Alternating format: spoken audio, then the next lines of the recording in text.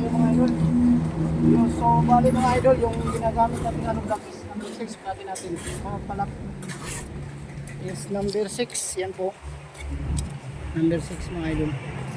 Kasi po yung area natin dito yan sa tambakan to mga idol kasi mataas yung balidaan.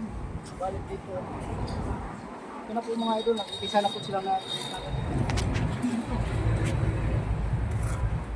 bali mga idol, yung mga abang natin is kumpleto na yan. Kaabang na tayo. Ayan. Dito yung mga poste natin. Kailangan mga idol, mga linisan muna natin. Katulad dito mga idol, linisan natin bago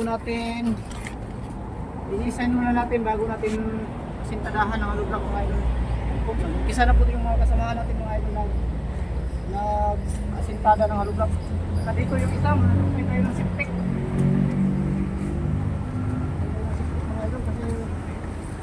Yung area natin mga idol is kaunti lang, kaya dito na sa loob yung septic natin.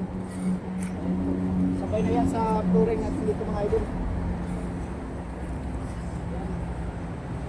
So bali yung ito na po yung latest update namin na kita nyo na. Ayan po mga idol. Ganyan na mga idol. So number 6 yung hollow block natin. Hindi sana tayong mag-hollow block. Ano ka? Hello!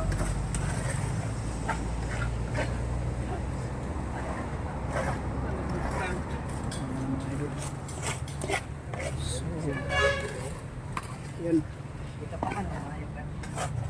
So bali po yung mixing natin mga idol is 5 balde ng buhangin saka 1 simento para matapang siya. Pakita ang tamang pagpapay. Dapat nga na dyan. Yun lang mga idol. So update lang tayo mamaya idol.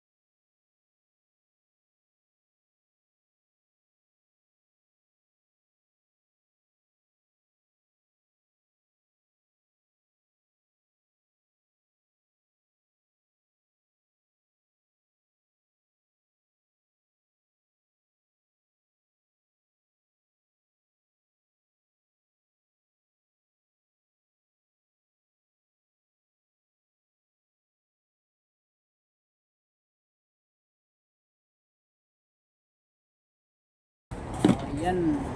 Maraming salamat sa palaging pagsuporta nyo sa ating YouTube channel. Sana po ay hindi kayo magsawang manood. Yan po, bye-bye.